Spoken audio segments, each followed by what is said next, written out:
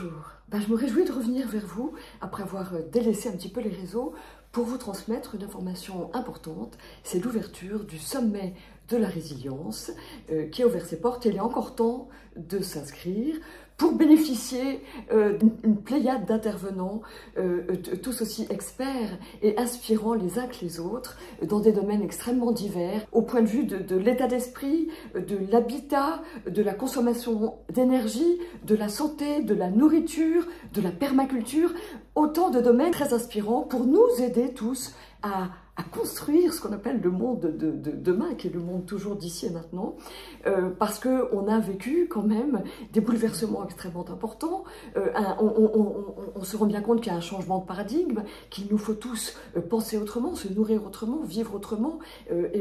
utiliser les ressources, qu'elles soient énergétiques, qu'elles soient alimentaires, enfin différents, les préserver, les entretenir, etc. Et beaucoup d'entre nous ont changé leur vie. Moi, je l'ai fait, je dirais, dès le premier jour du confinement, puisque je me suis installée dans les îles Canaries et j'ai planté en 2 ans sur une terre aride une forêt en permaculture. Donc j'ai été vraiment mue par la nécessité de planter, de semer, de planter. Et puis, bien sûr, pour pouvoir, alors avec des containers, donc avec des habitats qui sont recyclés, de l'énergie solaire, une agriculture en permaculture, etc. Donc j'ai mis en pratique assez rapidement, et puis bien sûr pour partager ce qui est mon expertise, hein, c'est la cuisine végétale et crue, qui est vraiment une façon de se nourrir, qui est une résilience gourmande, mais ça je vous en parle plus dans le sommet, donc je garde toutes ces infos. Ce que j'avais envie de partager avec vous, c'est que en dehors de cette expertise de naturopathe et de naturochef, donc sur la partie cuisine végétale et crue, j'avais aucune expertise dans les autres domaines et je me suis laissée inspirer terriblement par des personnes qui avaient déjà fait, qui marchaient en avant et que j'ai suivi avec joie. C'est vrai que c'est à la faveur de cette crise et que j'ai vraiment vu les choses différemment, mais avant, j'étais un bon mouton, si on peut dire, un bon mouton, et mon fils qui avait annoncé depuis près de 10 ans, tout ce qui s'est passé en fait depuis un peu plus de 2 ans maintenant. À l'époque, je lui disais, mais tu t'intéresses beaucoup à l'ombre, au gouvernement, etc., la société, l'emprise, enfin... Et je disais, mais œuvre pour ce pourquoi tu es, au lieu d'attacher de l'importance à tout ce système qui, d'après toi, nous broie. En fait, il avait raison. Et tout ça m'a révélé à des urgences, à côté desquelles je passais complètement, et puis je vivais ma vie tranquille. Donc je pense que c'est très chouette qu'on puisse s'inspirer les uns les autres, et quelqu'un qui m'a énormément inspiré, c'est Jean-Dominique Michel. D'ailleurs, la première newsletter que j'ai transmise le 7 mars, en arrivant, 2020, en arrivant à Tenerife, puisque voilà, j'ai choisi de passer le confinement là-bas. Le premier dont j'ai passé l'info, la lettre sur Mediapart, eh bien c'est la lettre de Jean-Dominique Michel qui m'a extrêmement inspirée. C'était agréable tout de suite de rencontrer quelqu'un qui sentait les choses comme moi, avec son bon sens, sa bonne humeur, son humilité et sa sagacité que j'adore. En toute bienveillance, il transmet les informations auxquelles il a accès et je partage tellement son point de vue que c'était pour moi très réconfortant de pouvoir lire cette lettre de Mediapart et de la transmettre, d'avoir comme un allié. Voilà, depuis le 16 mars, depuis le premier jour, je l'ai découvert et grâce à lui, j'en ai découvert plein d'autres. Et j'allais dire, grâce à cette crise, que je considère toujours comme salutaire, si tant est qu'on en fasse un bon usage, pour paraphraser amicalement Christiane Singer, que j'ai la chance de connaître, et voilà,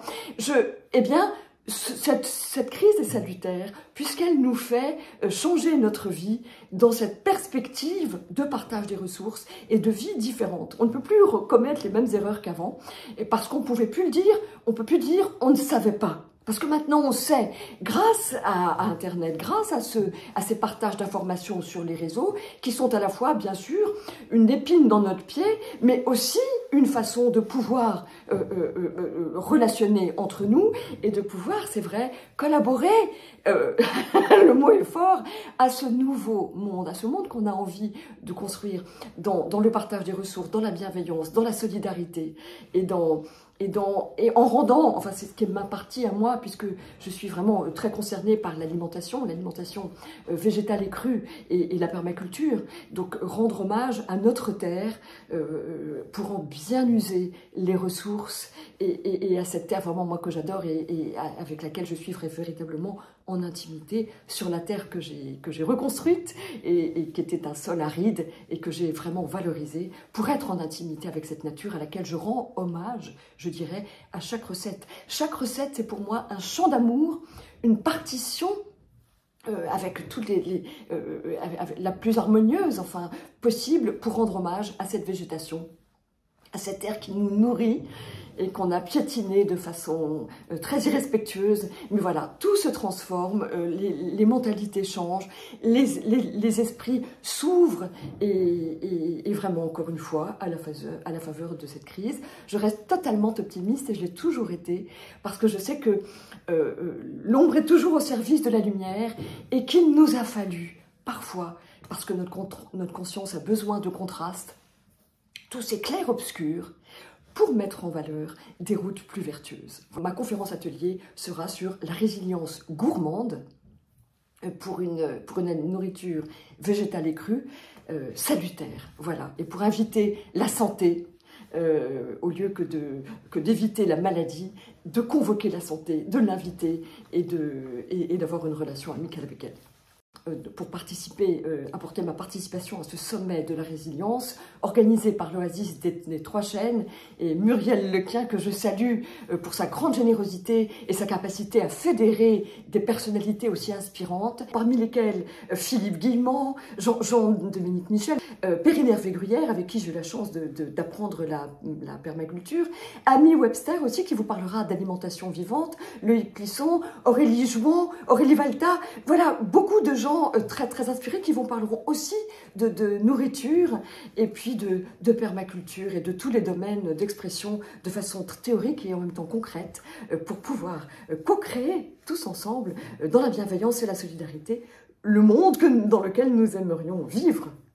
Voilà, je vous donne rendez-vous dans ce sommet et je vous dis à très bientôt.